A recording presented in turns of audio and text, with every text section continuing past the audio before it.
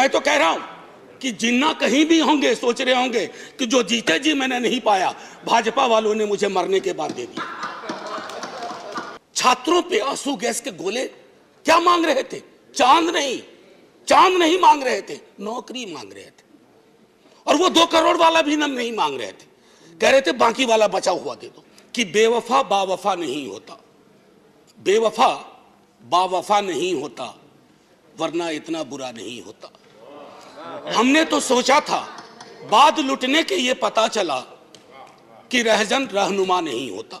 अगर तुम्हारे घर के एक कमरे में लाशें सड़ रही हो तो क्या तुम दूसरे कमरे में प्रार्थना कर सकते हो? अगर तुम्हारा जवाब हां है तो मुझे तुमसे कुछ नहीं कहना है कि बौनी समझ के लोग लंबा इतिहास नहीं लिख सकते, लंबी लकीर नहीं खींच सकते। मुख्यमंत्री नीतीश कुमार जी और पूरा भी भाजपा का बिहार विधानमंडल दल हाथ जोड़ के प्रधानमंत्री जी से कहा कि प्रधानमंत्री जी, बिहार को विशेष राज्य का दर्जा दीजिए। ये खैरात नहीं है। बिहार नहीं तरक्की करेगा तो देश की तरक्की में कभी 4 चांद नहीं लगेंगे, 2 चांद छूट जाया करेंगे, क्योंकि वो दोनों चांद पूर्वांचल से आएंगे। इसका आपको ध्यान रहे जी। Now I request professor Manoj Kumar Jha.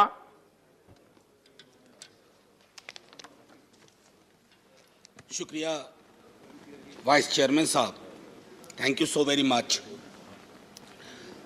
मैं अपने दल राष्ट्रीय जनता दल की ओर से राष्ट्रपति जी के महामहिम के अभिभाषण के प्रस्ताव पर अपना पक्ष, दल का पक्ष रखने खड़ा हुआ। माननीय वाइस चेयरमैन साहब, शुरुआत यूं हुई कि गवर्नमेंट ऑफ इंडिया एक्ट 1919 के बाद हमारे यहाँ इस रवायत की शुरुआत हुई। उससे पहले हमारे यहाँ ये परंपरा नहीं थी। एक और ऐतिहासिक तथ्य जो मैं सदन के अपने साथियों के समक्ष रखना चाहूँगा कि 1950 में भी 31 जनवरी को ही अभिभाषण हुआ था। 31 जनवरी 1950, जब हमारे तब के महामहिम डॉक्टर राजेंद्र प्रसाद, जो बिहार से आते थे, देश के सर्वमान्य नेता थे, उन्होंने अभिभाषण दिया था। तो 72 वर्ष बाद ये एक संयोग है, लेकिन 72 वर्ष के अभिभाषणों के दायरे में अगर सर सोचे तो कई चिंता की लकीरें हैं, और चिंता की उन लकीरों को हमने अभिभाषण के पक्ष में, अभिभाषण के दौरान नहीं देखा। इसलिए मैं शुरुआत करूंगा कि बेवफा बावफा नहीं होता, बेवफा बावफा नहीं होता, वरना इतना बुरा नहीं होता। हमने तो सोचा था, बाद लुटने के ये पता चला कि रहजन रहनुमा नहीं होता। खैर, बहरहाल सर, मैं कुछ छोटी छोटी चीजें इस संदर्भ में रखना चाहूंगा। सभापति महोदय, मुझे पता है कि इस संदर्भ की गरिमा क्या है। राष्ट्रपति का अभिभाषण एक बहुत बड़ी चीज होती है, देश का एक ब्लूप्रिंट होता है, एक दिशा और दशा देने की कोशिश होती है। हम विपक्ष में हैं, लेकिन देश की दशा और दिशा से चिंतित अगर हम हैं तो अभिभाषण की पंक्तियों में भी वो चिंता की लकीरें दिखनी चाहिए थी। जब वो चिंता की लकीरें नहीं दिखती हैं तो एहसास होता है। कभी कभी मैं सोचता हूं माननीय सभापति महोदय कि महामहिम सोते जागते अपने सलाहकारों से बात करते, टेलीविजन देखते, सोशल मीडिया देखते, संवाद करते, क्या उनको नहीं लगता होगा कि देश के विजुअल्स बहुत अच्छे नहीं हैं? छात्रों पे आंसू गैस के गोले क्या मांग रहे थे? चांद नहीं मांग रहे थे, नौकरी मांग रहे थे। और वो 2 करोड़ वाला भी नहीं मांग रहे थे, कह रहे थे बाकी वाला बचा हुआ दे दो। आपने लाठियां बरसाई। तो मैं ये सोचता हूं कि महामहिम के अभिभाषण में अगर इस तरह की चिंता ना हो तो सर, भाषण ना कागज का पुलिंदा लगता है, और अच्छा नहीं लगता है उसे कागज का पुलिंदा कहना। दूसरी चीज माननीय सभापति महोदय, कोरोना पर मैंने विस्तार से इस सदन में चर्चा की है। कोरोना को लेकर के भी जो चिंता आनी चाहिए थी वो नहीं आई।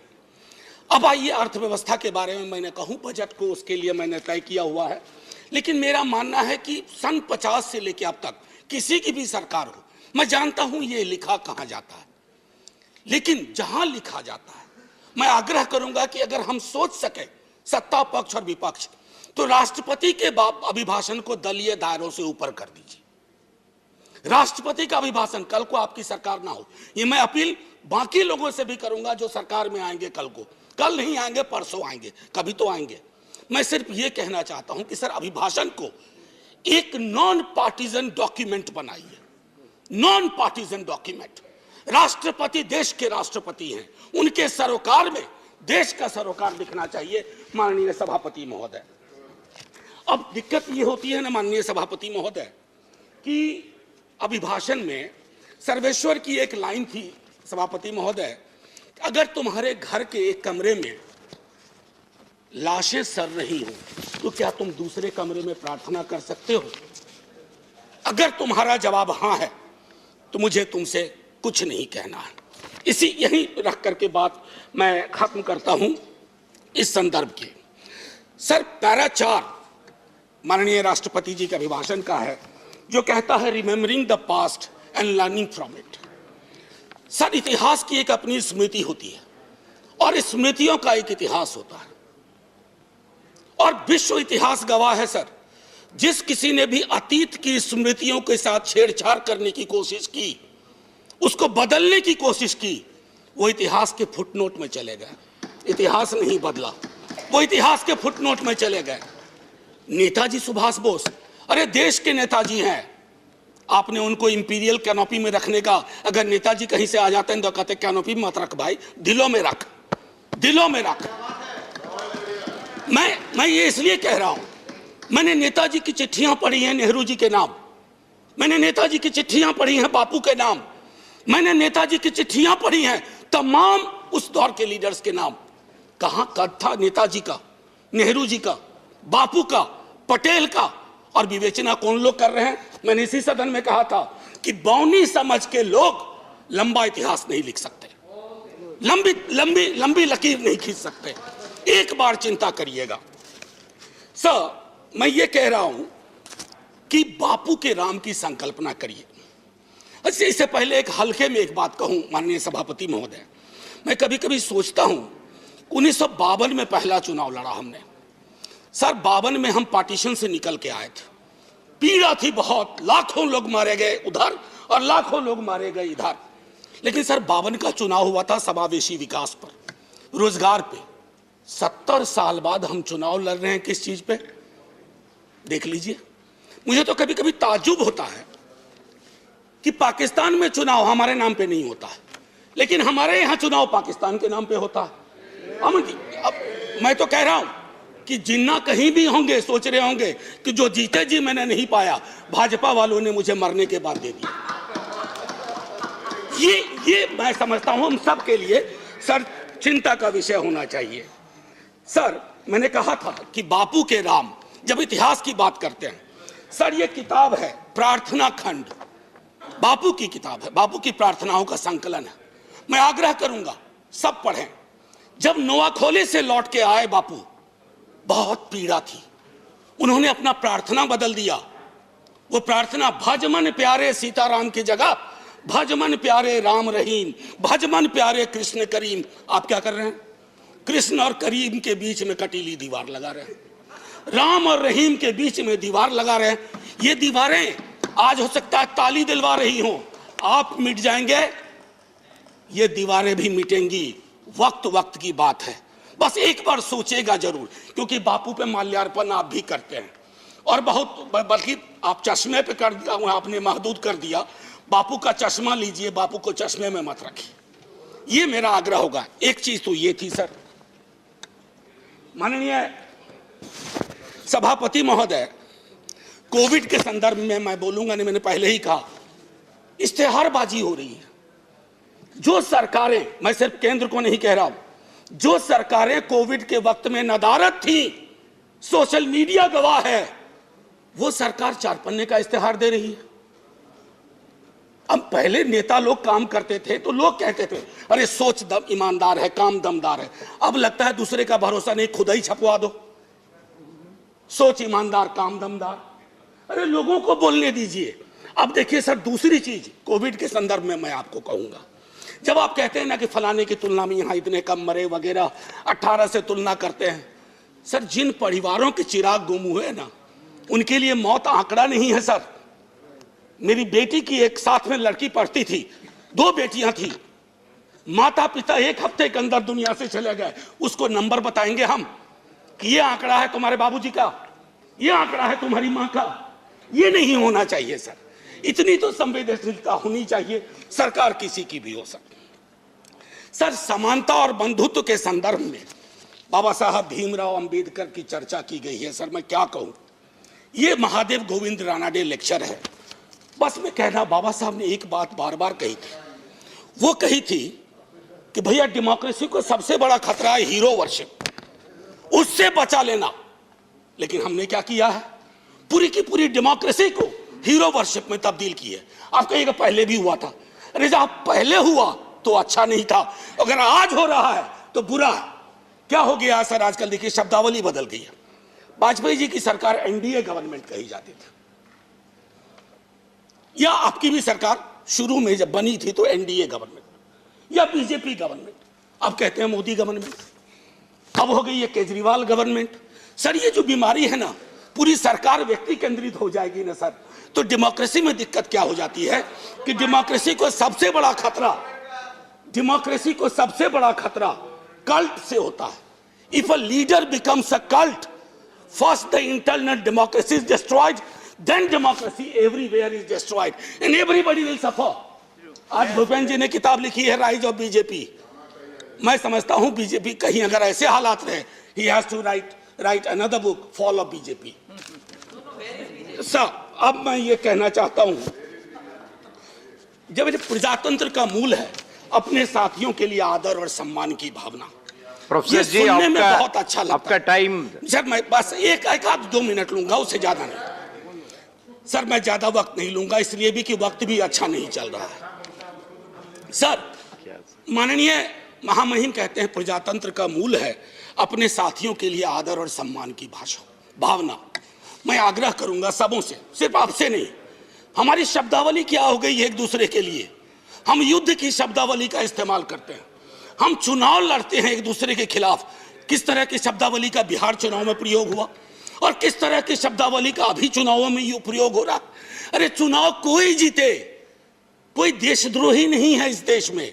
हमारे आपकी संकल्पना में फर्क हो सकता है, ना मैं आपको देशद्रोही मानूंगा, ना आपको अधिकार देता हूं कि आप मुझे देशद्रोही कहें, क्योंकि तराजू पे तौलिएगा तो शायद चिंता आपको अपनी होगी, मेरी नहीं होगी। ये मैं कहना चाहता हूं। कहां से देशद्रोह का मामला आ गया सर? अब मैं एक एक करके खत्म ही करूंगा। मैंने पहले भी कहा था और दोहरा रहा हूं सर, ये जो पूरा का पूरा डिस्कोर्स है, विमर्श है, सबको बैठ करके राजनीतिक विमर्श बदलना चाहिए, सब खत्म हो जाएगा सर। अब आइए पारा 15, 1 मिनट और लूंगा, 1-1.5 मिनट। फूड सिक्योरिटी को लेकर के बड़ी बड़ी बातें होती है सर। गोदाम से पेट तक की यात्रा सुनिश्चित नहीं करवा रहे हैं आप अन्न का भंडारण आपको है, लेकिन हासिल क्या है? 116 मुल्कों में आप 101वें नंबर पे हैं। भूखमरी पेट की लानत सबसे बड़ी लानत होती है। अगर मंदिर भी बनवा रहे हैं तो उसमें प्रसाद चढ़ाने के लिए पैसा चाहिए, अगर मजार पे जा रहे हैं चादर चढ़ाने के लिए पैसा चाहिए। लोगों के पास कुछ बचा नहीं है, ये चिंता नहीं होनी चाहिए। मैं जानबूझ करके प्रेस फ्रीडम इंडेक्स की बात नहीं कर रहा, मैं जानबूझ करके डेमोक्रेसी इंडेक्स की बात नहीं कर रहा हूं, क्योंकि शांता छेत्री जी के सवाल को खारिज करके आपने विंडिकेट कर दिया कि उनकी भावना क्या थी। सर पैरा 70 आखिरी ही है, पैरा 70 में आते हैं एक भारत श्रेष्ठ भारत। सर बिहार इसमें आता है या नहीं आता? या बिहार से 39 सांसद ले लिए, बिहार का काम खत्म? सर मैंने पहले भी कहा था, अब बिहार ज्वालामुखी के ढेर पे है। लालू जी के टाइम से उस सदन में बात शुरू हुई, फिर राबड़ी जी हमारे मुख्यमंत्री, अभी नेता प्रतिपक्ष मुख्यमंत्री नीतीश कुमार जी और पूरा भी भाजपा का बिहार विधानमंडल दल हाथ जोड़ के प्रधानमंत्री जी से कहा कि प्रधानमंत्री जी बिहार को विशेष राज्य का दर्जा दीजिए। ये खैरात नहीं है। बिहार नहीं तरक्की करेगा तो देश की तरक्की में कभी 4 चांद नहीं लगेंगे, 2 चांद छूट जाया करेंगे, क्योंकि वो दोनों चांद पूर्वांचल से आएंगे। इसका आपको ध्यान रहे। सर मैं एक आखिरी कहूंगा, चंद्रशेखर जी के साथ बहुत लोगों ने काम किया है। उन्होंने एक बात कही थी बड़ी मार्मिक, रहबरी के सवाल में। घर के डिजाइन में आमतौर पर मतभेद हो सकता है सामान्य दिनों में, लेकिन जब घर में आग लगी हो ना तो डिजाइन में मतभेद नहीं होता है, सबको मिलकर आग बुझाना चाहिए। आज वो परिस्थितियां हैं। मैं इसलिए कह रहा हूं कि उन्होंने भी असंतोष के लक्षण बताए थे बिहार जैसे राज्य में कि दिल्ली की नीति और नीयत की वजह से। मैं आपसे आग्रह करूंगा आपके माध्यम से कि महामहिम संज्ञान लें। और आखिरी सर एक किताब है, मैं आग्रह करूंगा कश्मीर के बारे में। मेरे दोस्त, मैंने बार बार ये कहा है कि कश्मीर जमीन का टुकड़ा नहीं है, जम्मू जमीन का टुकड़ा नहीं है, लद्दाख जमीन का टुकड़ा नहीं है, जिंदा लोग बसते हैं। अगर आप यहां से नॉर्मल बोलते हैं तो घाटी में नॉर्मल लगना चाहिए। और मैं इसलिए भी कहूं कि ये लाल चौक एक यंग लड़के ने लिखी है सर, बिहार का लड़का है, उसने ये बात लिखी है और कहा है कि नॉर्मैलिटी कैसे रिस्टोर की जा सकती है। सब पढ़ें। और आखिरी में sir 14 please conclude. 30 second sir, north east के बारे में चर्चा हुई। 14 सिविलियंस की बर्बर हत्या हुई। क्या वो भारत के नागरिक नहीं थे? क्या उनके लिए एक शब्द नहीं होना चाहिए था? इसलिए मैं कह रहा हूं कि अभिभाषण सादा डॉक्यूमेंट ना हो, दर्द और पीड़ा हो, उसमें सब कुछ हो, ताकि वो हमारा अभिभाषण हो, आपका अभिभाषण हो, सबका अभिभाषण हो। बस इतना कह करके सर, जय हिंद। Thank you. नाउ